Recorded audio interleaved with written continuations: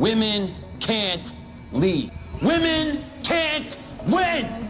They will always be outsmarted and outmuscled. Ano lang sasabihin ng mga tao, wala akong kwentang ina? Kaya ka nagkaganyan?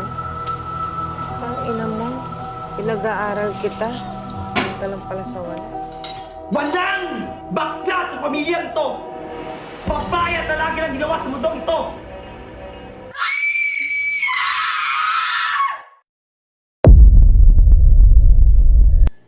Female or male, babae o lalaki. Hindi ba dito lamang ang ating sinusulat sa anumang dokumento?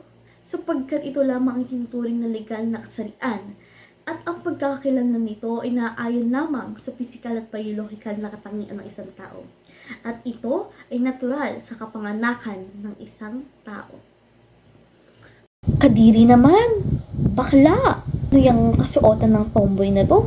Yuck! Transgender! Lesbian? Kadiri ka?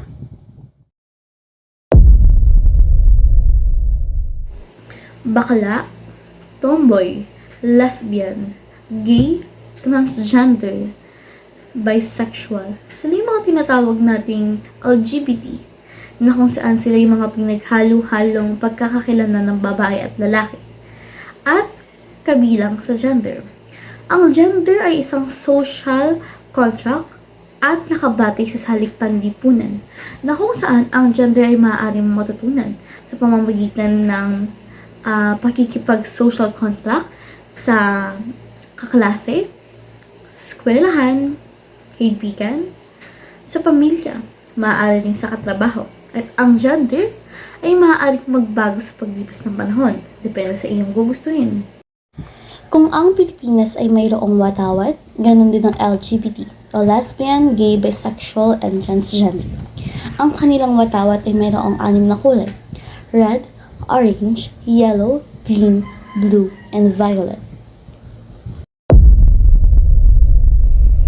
Ang gender role o gampanin base sa kasarian ay tinakdang pamantayan na basihan ng tungkulin ng babae at lalaki.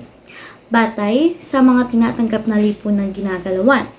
Ang babae ang karapat-dapat maghanda ng pagkain sa lamesa, magluto ng pagkain at mag-alaga sa mga anak at sa asawa.